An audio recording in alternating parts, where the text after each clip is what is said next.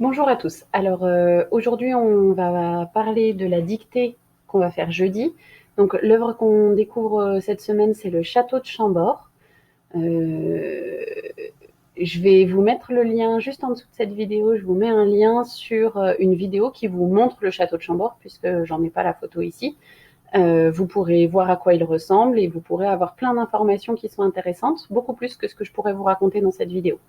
Donc regardez bien le lien en dessous, cliquez dessus et visionnez cette vidéo. Avant de visionner la vidéo, je vous explique juste le château de Chambord, quand est-ce qu'il a été construit. Il a été construit, la construction a commencé en 1519 et elle a duré 41 ans. Donc elle s'est terminée, faites le calcul, 1519 plus 41, 1560. Voilà.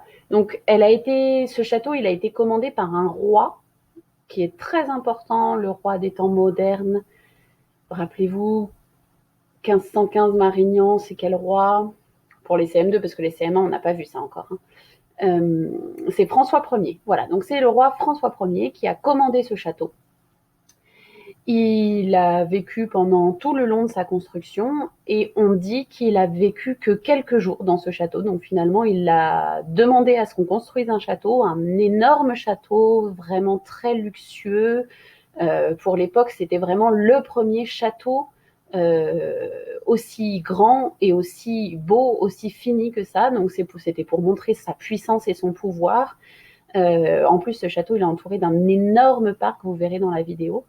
Euh, le parc du château de Chambord, il est tout clôturé par des murs et il fait à peu près la superficie de Paris. Alors, pas de Paris tout compris, mais de Paris vraiment dans les murs de Paris. Il fait 50 km². C'est énorme, c'est le plus grand parc fermé d'Europe. Donc vous imaginez à quel point François Ier voulait vraiment montrer sa puissance en construisant un château complètement démesuré. C'est vraiment le premier château, il a été construit bien avant le château de Versailles. Donc c'est le premier château aussi gros et aussi beau, c'est pour ça qu'il est quand même très célèbre dans le patrimoine français.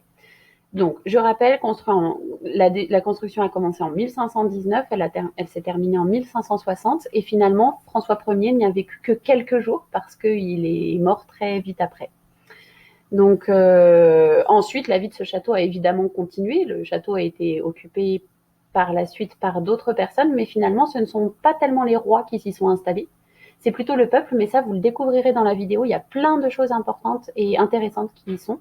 Donc, je vous invite à descendre un petit peu en dessous de ma vidéo, cliquez sur le lien que je mets et vous allez avoir toutes les informations nécessaires. Vous pouvez ensuite, quand vous aurez visionné la vidéo, prendre votre fiche rose, préparer la date de jeudi, mettre dictée numéro 12, vous collez la petite fiche récapitulative Histoire des Arts, vous remplissez votre avis et tout sera prêt pour jeudi. Voilà votre travail pour aujourd'hui. Eh bien, bon courage et visionnez bien la vidéo.